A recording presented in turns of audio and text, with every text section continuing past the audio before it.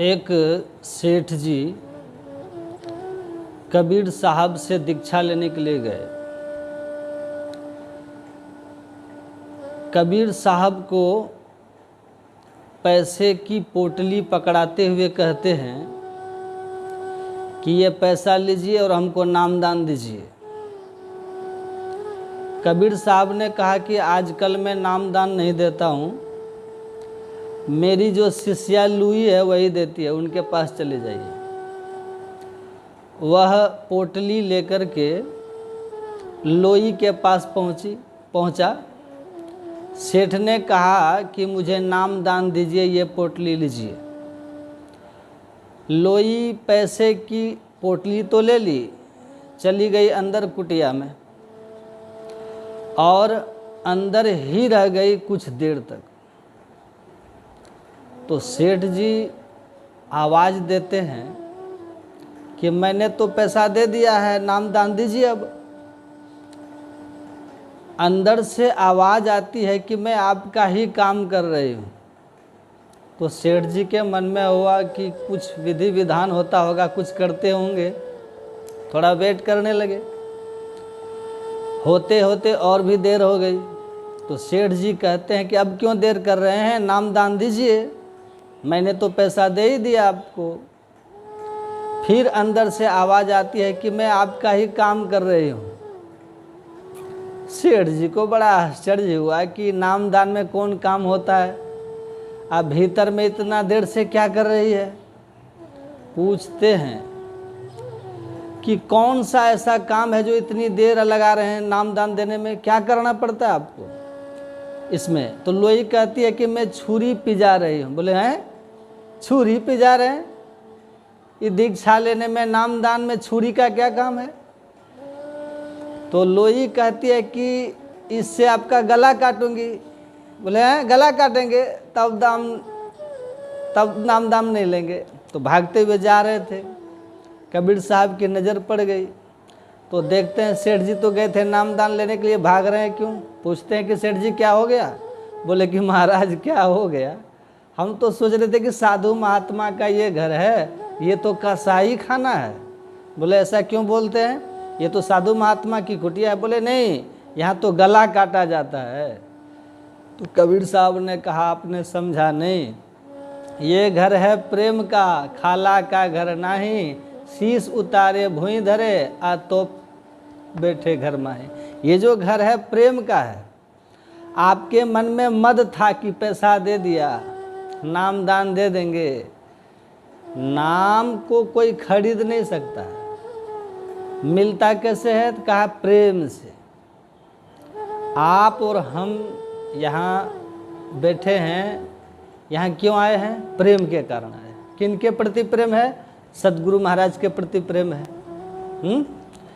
इनकी जो साधना है, इनकी जो शिक्षा है, इनका जो ज्ञान है, उसके प्रति हम आपका रुझान है, लगाव है, प्रेम है, इसलिए यहाँ पे हम लोग बैठे हैं। तो प्रेम की बड़ी आवश्यकता है।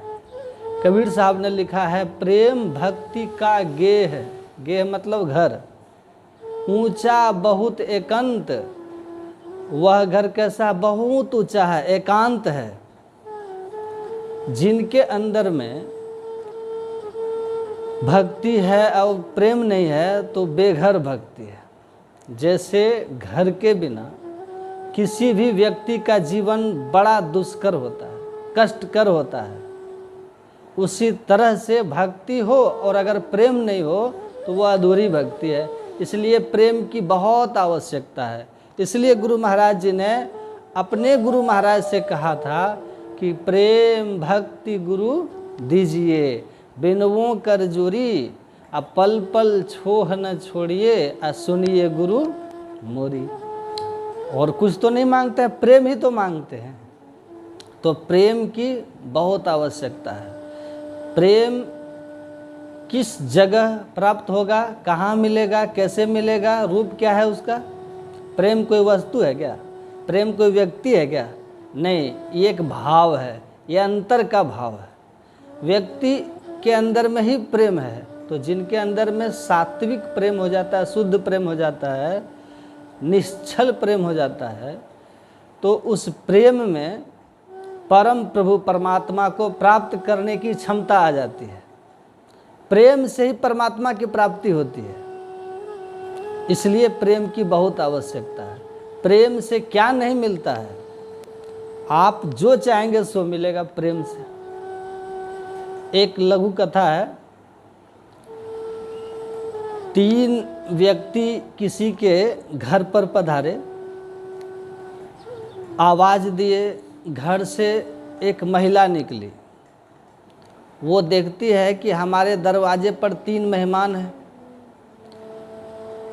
तो वो महिला कहती है कि महाराज, आप तीनों बड़े दूर से आए होंगे, थके मांदे लगते हैं, चलिए अंतःपुर में